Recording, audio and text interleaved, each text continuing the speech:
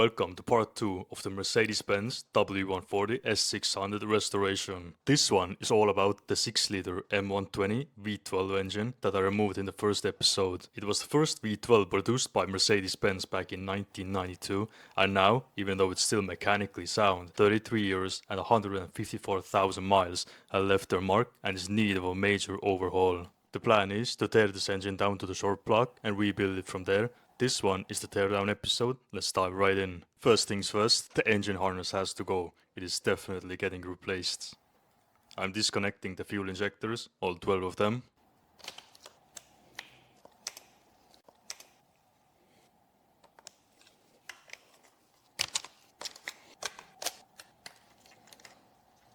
Up front, we have the connections for the 4 coolant temperature sensors in the water manifold and 2 camshaft variator magnets.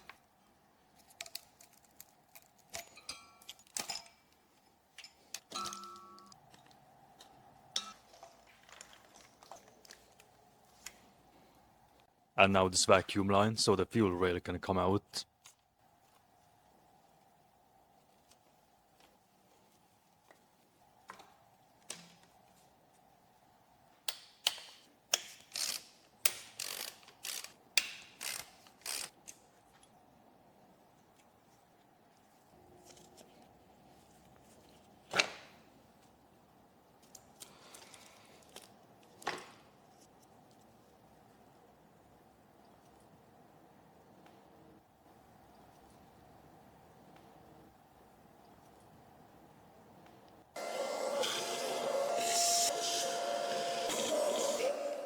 To remove the intake manifold, we have the main bolts in the middle. It's also bolted to the valve cover, and we have the EGR pipes that need to be disconnected.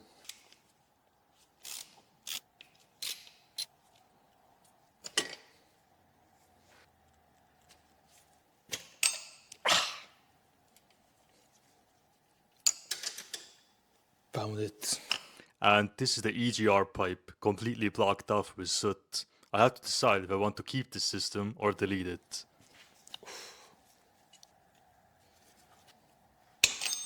And the other side, not any better. Time for the main bolts. It's super stuck.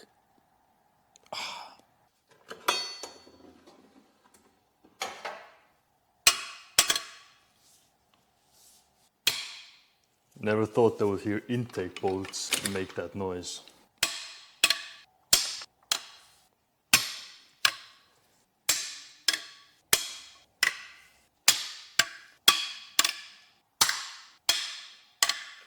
With 14 bolts over tightened like this, the odds are at least one will put up a fight. Now I blocked off the injector ports so nothing can fall in. Let's get this one out.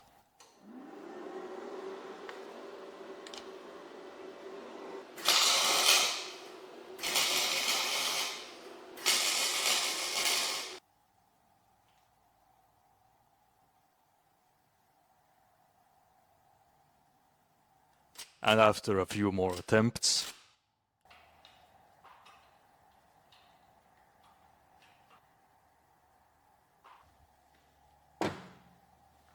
the strange thing is there is no corrosion, there's no thread locker. It's just someone must have tightened these to an insane amount. This is the oil tank for the power steering, sitting right in the middle of the engine, and the last 2 bolts are under it, so it has to go. I'm not sure how it comes out. I need to remove this bracket and the thermostat housing to get a better look.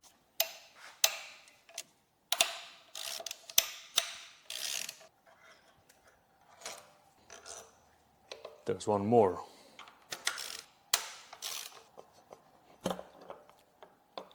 It actually looks like the bracket will have to come out first.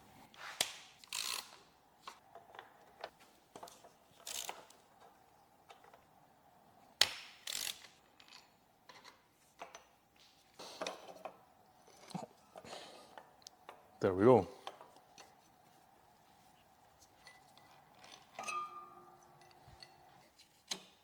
Now these 2 lines connected to the pump, if I disconnect them, I think I can just pull it out.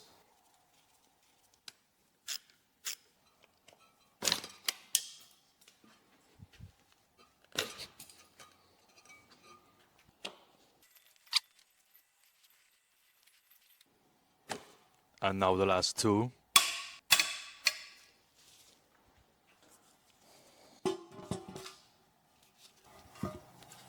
There we go.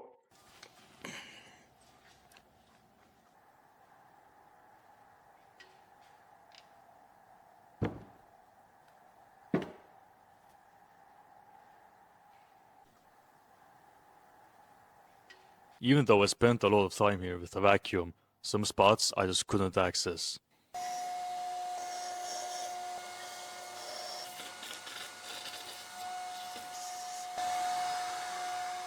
The intake valves look brand new, absolutely no carbon deposits. Next up, these intermediate flanges or gaskets. They are made of rubber, but they're bolted down to the cylinder heads. Very interesting.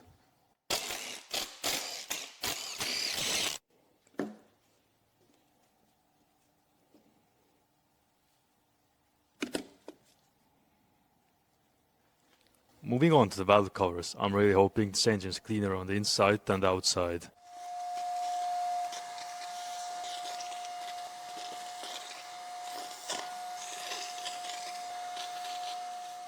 And now the ignition coils and wires.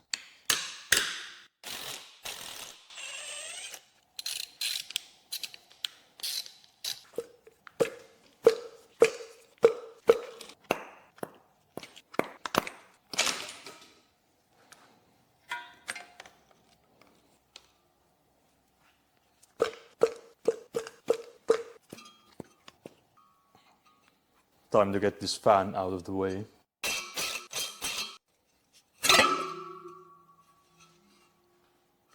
The Made in Germany sticker is still here after all these years, after all the spinning.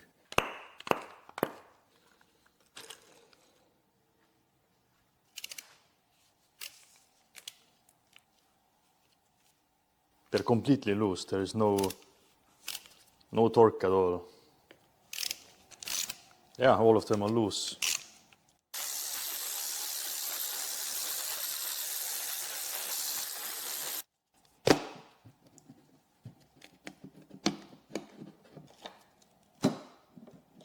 There we go.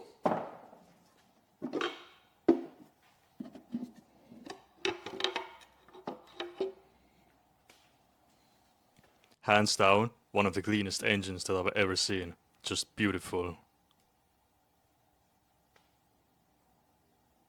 Let's do the same on the other side, but first the dipstick has to go.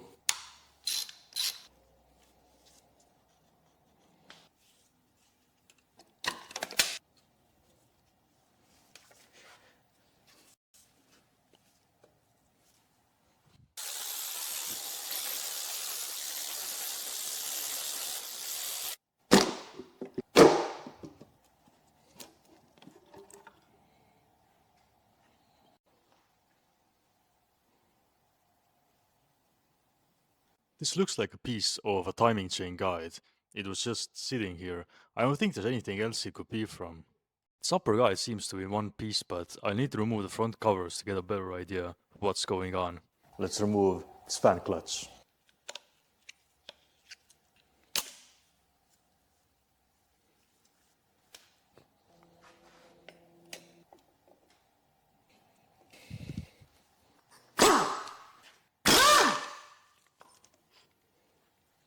The belt.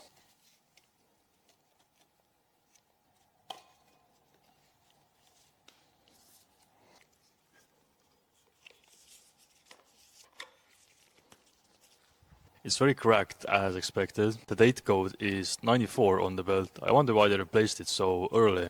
It's time for the ignition distribution system to go.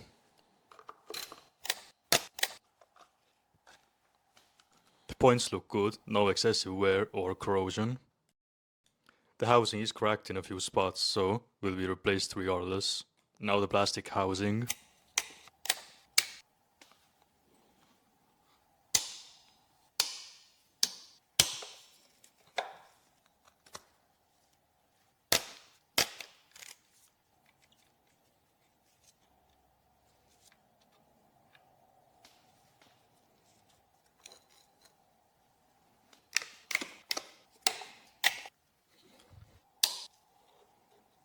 These last two put up more of a fight and ended up routing off, so let's see if a torque split will do the trick.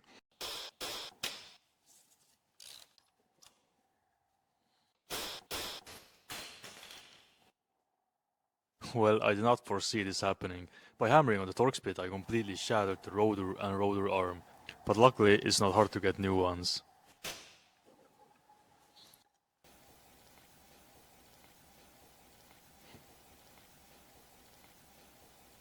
Before removing these pulleys, let's check the bearings. Idler is just fine. The fan pulley bearing not so much. It's inside the water pump assembly, so it's going to be new regardless. And now the pump.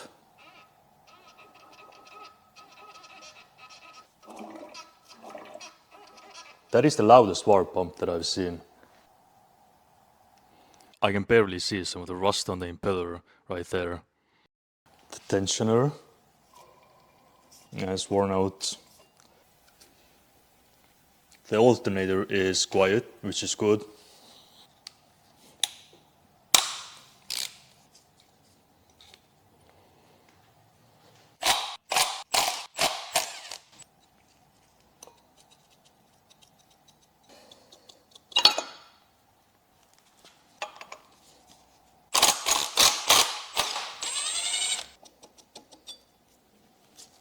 This is the pulley for the power steering pump.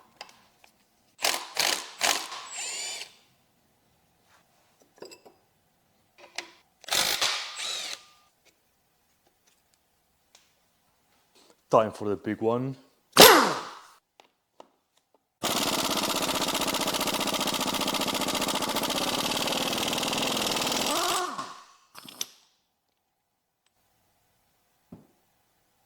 This goofy crankboat has 3 separate washers instead of one really thick one, so now you know.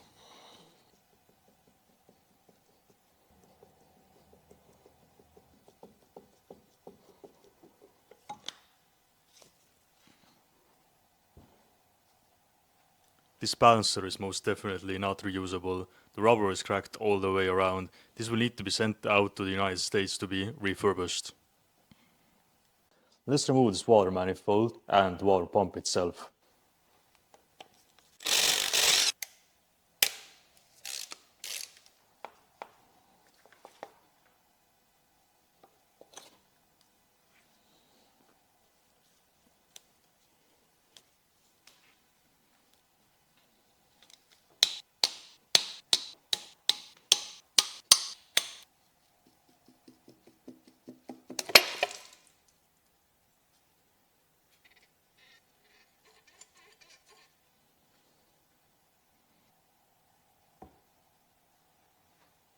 It both looks and smells terrible.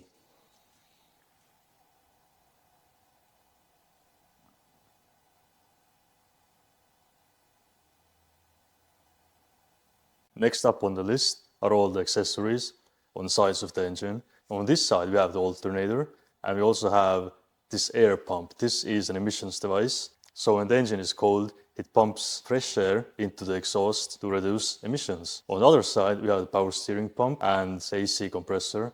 The belt tensioner is also buried in there. Let's get started.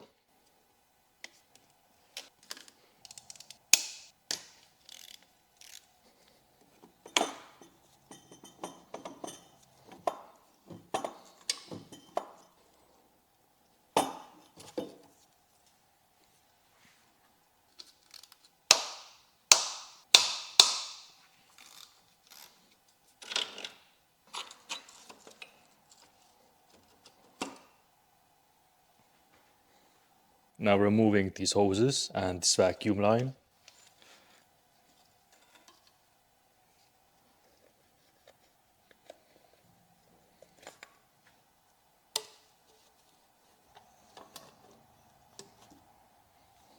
This is the air filter for the pump.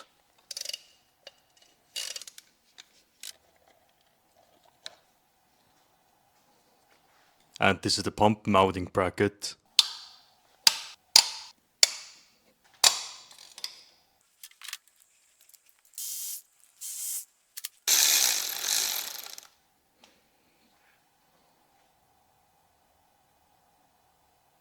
These two are the top dead center sensors. As far as I know, they don't affect the running of the engine, they are just for diagnostics. So to remove this one, I need to remove the tensioner, and to remove the tensioner, I need to remove the power steering pump.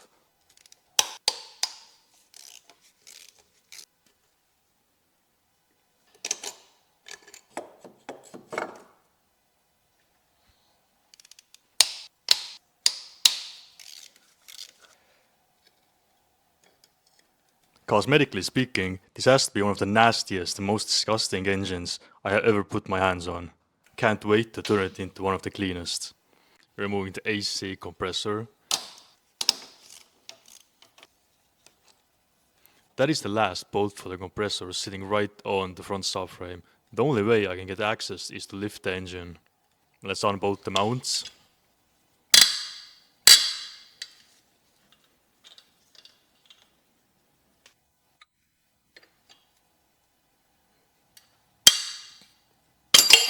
The wrench on this side just kept slipping because the head on this bolt is slightly damaged. So to better access bolt on this side, I need to remove more of the secondary air system, and this exhaust manifold will probably have to come out.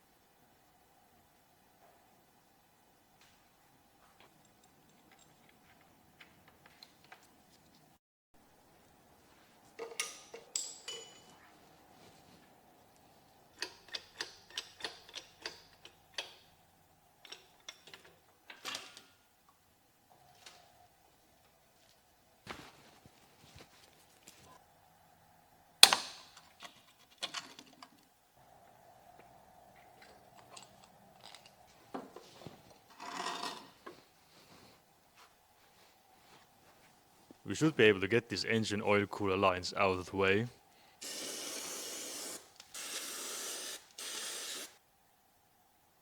The head on this bolt ended up completely stripping out. I need to get my revenge on it later on. Setting the engine back in its place, it's time to get started on the front covers and timing assembly.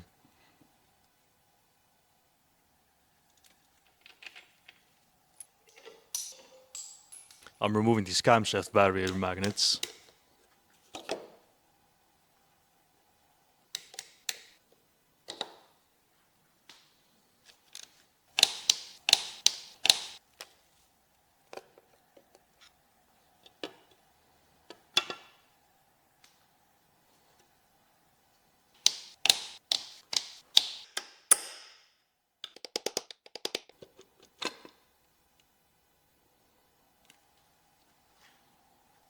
So far, these upper guides seem to be in one piece. Let's dig deeper. And now this timing chain tensioner that is inside this front cover.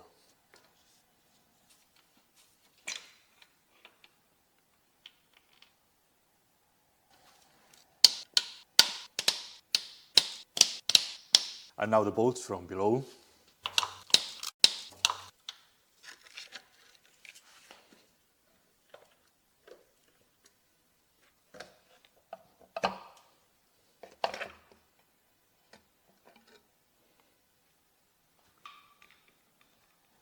This guide is almost falling out, so let's finish the job. It's in one piece. Doesn't look too bad.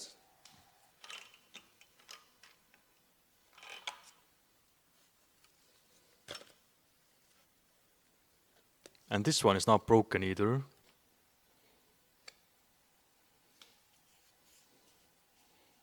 Looks just fine.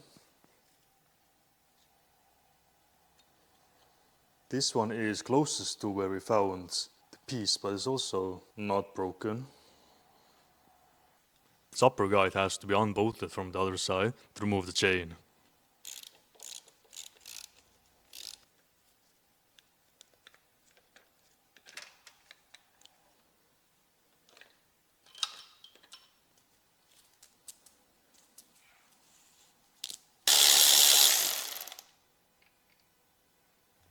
The oil pump chain also has a plastic guide and a tensioning spring.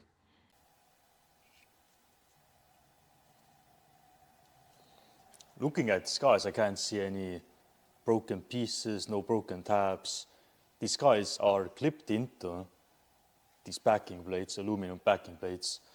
So I thought maybe one of the clips was broken, which is a common issue, especially for this one, as these two break off, and these as well. And this guy starts moving back and forth on the rail, but not the case here. It's still a mystery where that broken piece came from. All of this is going to be replaced, of course. So before removing the camshafts and the cylinder heads, I'm going to clean up the sides and the rear of the engine. On the passenger side, we have the exhaust manifold and the starter that needs to be removed. Let's start by removing the CGR pipe. I wonder if it's completely blocked off all the way, or it's just this end.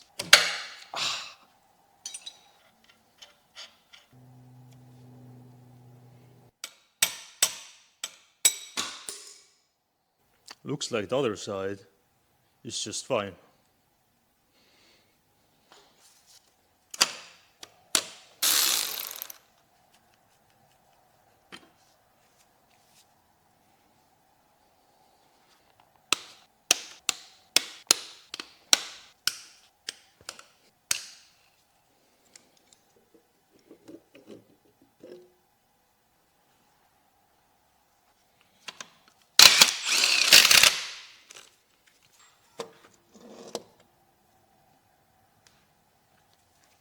Now that the passenger side is all cleaned up, let's move on to the rear. Welcome to this mess. This is the rear of the engine. We have a lot going on here. We have the piping for the crankcase ventilation running to the throttle bodies on both sides. We also have all the wiring for the crankshaft position sensors conveniently on the rear of the engine. Very fun to replace. We also have the wiring for the knock sensors that are in the middle, some coolant pipes and these engine lifting brackets. Let's get all of that taken apart. This should pull right out. Yeah.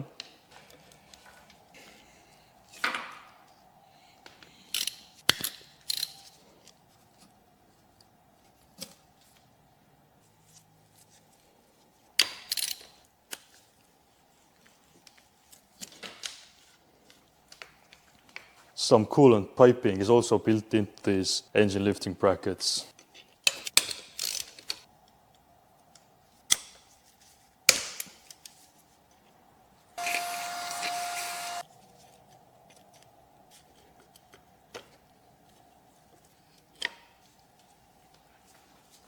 You can see this canister and breather in the middle part of the crankcase ventilation.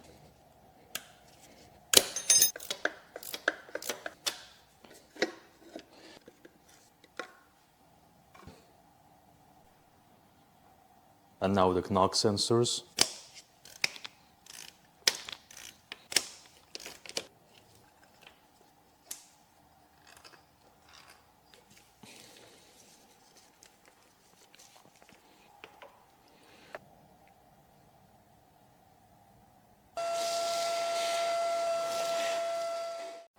Let's remove the steering gearbox. These are 25 millimeters.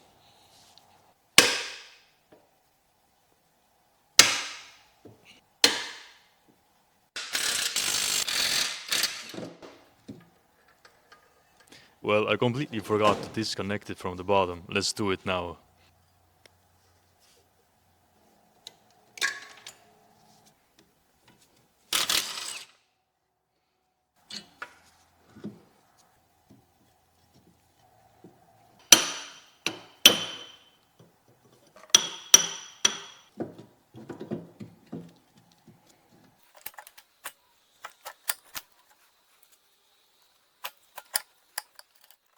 Alright, so it's not coming out. To remove it, I need to remove this exhaust manifold, but one nut over here is behind the forward manifold. So I need to move it out of the way, but before I need to remove more of the secondary air system.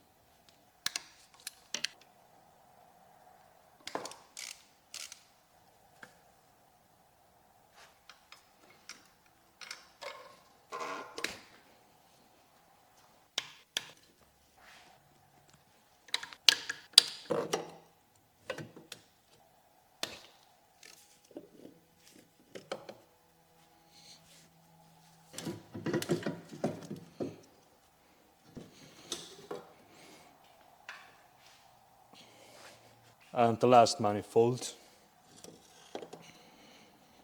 Now I should be able to remove the soil filter housing. The soil pressure sensor is blocking one of the bolts.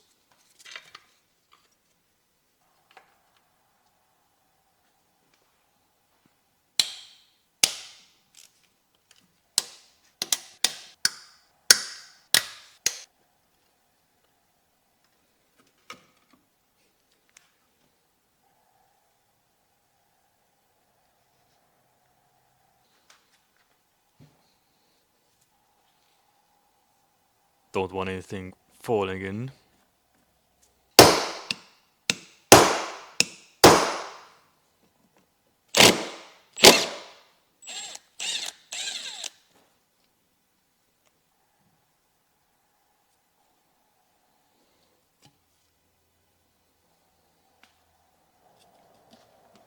With the engine cleaned up all around, it's time to start working on removing the heads.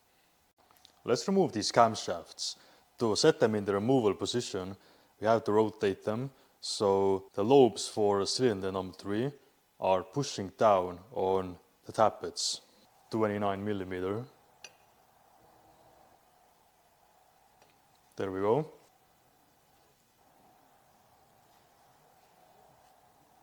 These cam caps are numbered 1 to 7 and 8 to 14, very simple. Now all the pressure is on these 4 right here, so the other ones can be loosened and removed in any sequence.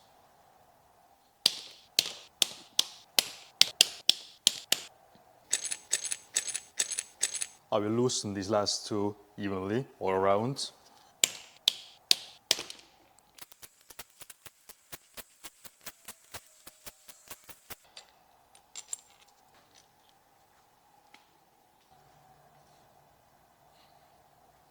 There is almost no wear on these journals and lobes, very nice to see.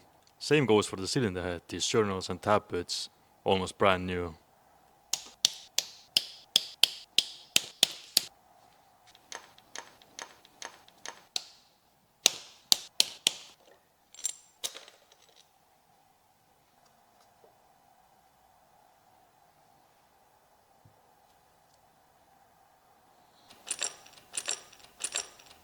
Now this exhaust cam is a bit different than all the others because we need to remove the sprocket to get access to these 2 bolts.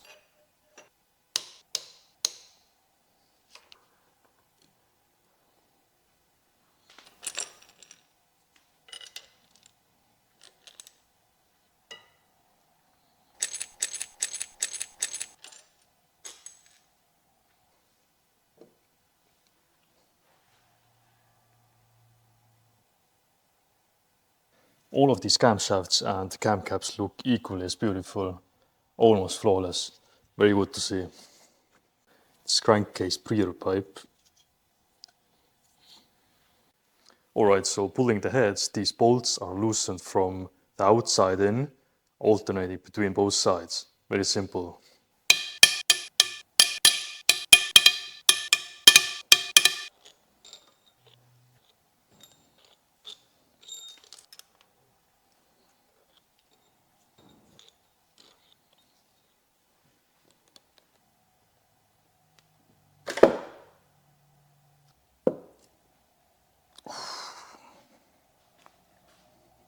These cylinders are just beautiful, almost brand new.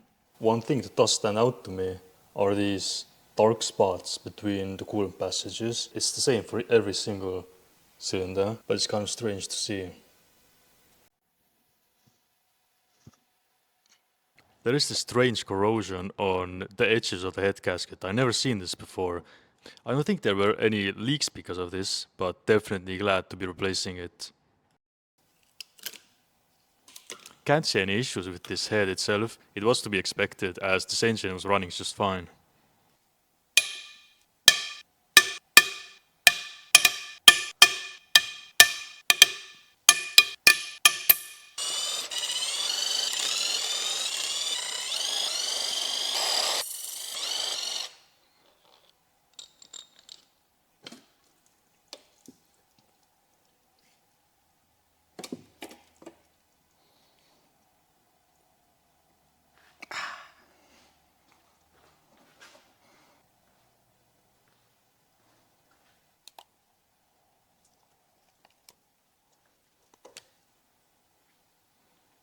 Similar story with this one. I don't think these head gaskets were necessarily leaking, but they look and feel very crusty, so definitely it was a good call to replace them. No surprises with the cylinders on this side.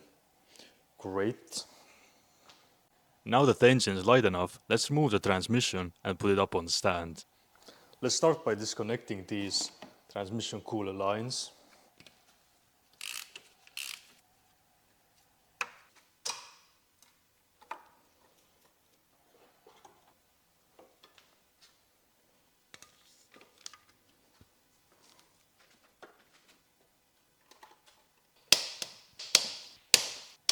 The last two on this side. Let's support the engine from the rear. Perfect.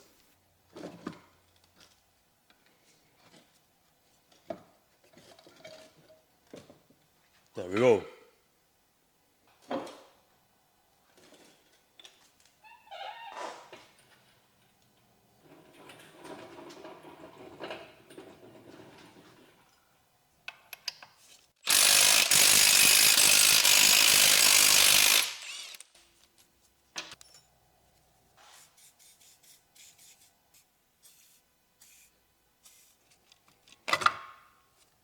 Looks like it took me this long to find the only seal that is not leaking. Let's remove this massive plate with the rear main.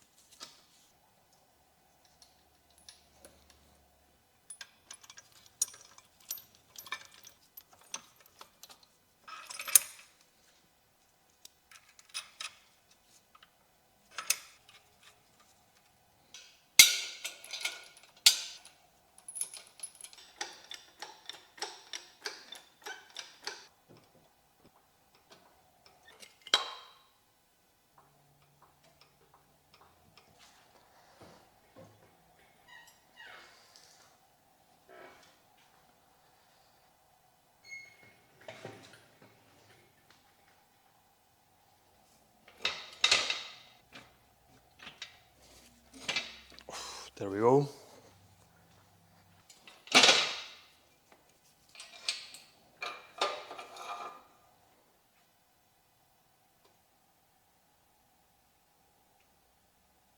Alright, let's spin this around to remove the oil pans. I'm hoping I will catch at least 5% of this.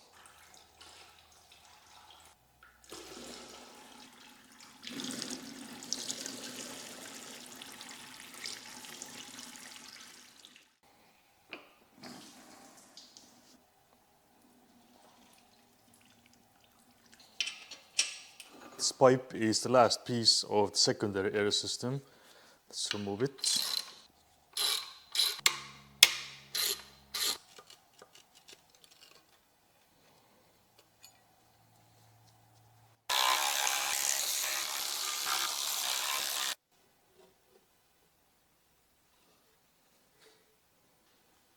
Well, I was expecting it to be cleaner. There is some sludge, but not too bad. I've seen a lot worse. There's some stuff in the pickup. I think it might be silicone gasket material. I think this rubber strainer might just pull out. Let's see. Oh yeah.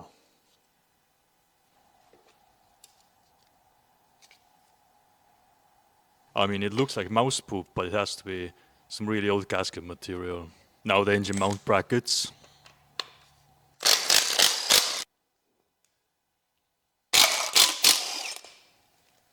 Let's remove the big boy.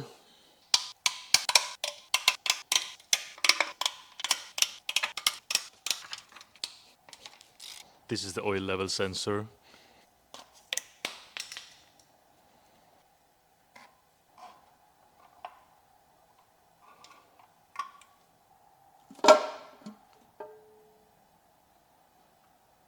Let's remove its baffle plate.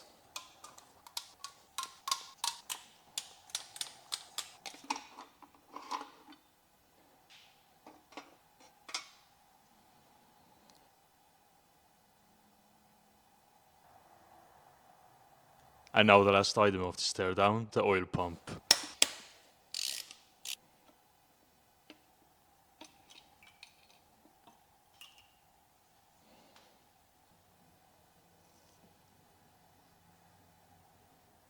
I was wrong, this breather pipe is last one. I'm very happy with the condition of this engine, and I'm also very happy about the decision to remove the heads, to the head gaskets, valve stem seals, everything, check everything. Was definitely the right call. The next episode is going to be all about the rebuild prep work that has to be done to get it ready for the reassembly. It's going to be vapor blasting, ultrasonic cleaning, all that good stuff, so stay tuned.